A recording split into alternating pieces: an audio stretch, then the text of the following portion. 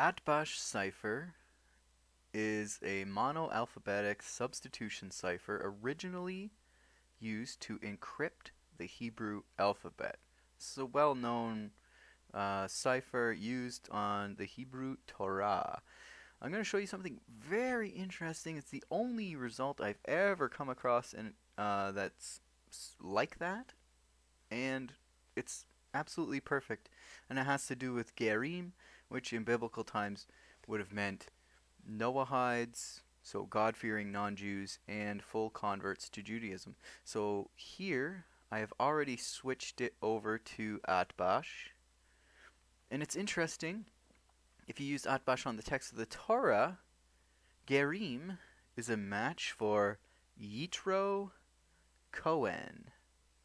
It's kind of neat because Yitro was a Ger, he was a convert, he was a Noahide, and he's like the leader of, he's like the most well known of all of them. Now let's see what it looks like in the ATBASH cipher if you were to reverse the Hebrew alphabet 180 degrees. So ATBASH gets the name because every time there's an aleph, you substitute a taf. Anytime there's a bait, you substitute a shin. ATBASH. Okay, so here's what the actual text looks like in reverse. You can see here's Yitro Cohen. Okay, next result. Garim, this is the one. This is with ATBASH applied. So Garim, normally 253, is the same as Garim in ATBASH. So let's check this out. Here's what Garim looks like in ATBASH. You'll notice it's all the same letters. So none of this is Hebrew. This is using the ATBASH cipher. And you can see here, Resh, Gimel, Mem, Yud. And here, Gimel, Resh, Yud, Mem. So it has the same value because it uses the exact same letters. I've never seen this before. So we're talking about ATBASH turning things 180 degrees. Of course, there's something extremely interesting about this. 180 degree turn comes up in the sources sometimes.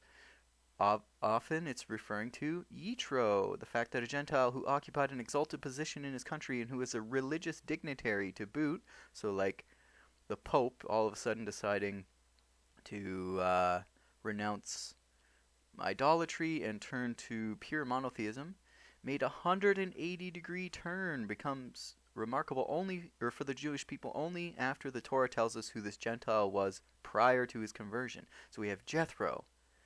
Now we have Noah, who Noah was not a continuation of the story or the history of mankind up until now, but represents a 180 degree turn from that history.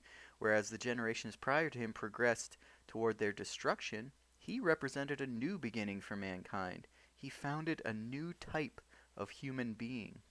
Very interesting. So we have Yitro, Noah, and now here with Eleazar. This is a peculiar question by Eleazar, as Yitzhak had never been out of the land of Canaan. Seeing that Eleazar had been sent back there on behalf of Yitzhak, his question was perfectly in order. We find a similar verse in Ruth, where Naomi is described as returning to the land of Israel with her daughter-in-law, although the daughter-in-law, Ruth, had never set foot in the land. As far as Ruth was concerned, that journey was even more of a return, a 180 degree turn around in her life than it was for her mother-in-law. Interesting that we have Eleazar, Yitro, Noah, all Garim, and then here we have Ruth and Naomi. Very interesting. It's kind of neat too because Noah, Eleazar, and Jethro all said, Baruch Hashem, blessed be the Lord.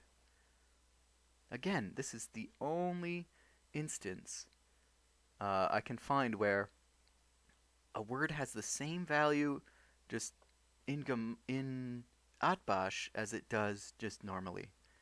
Never seen it before. And it's perfect. 180 degree turn unites all these Garim.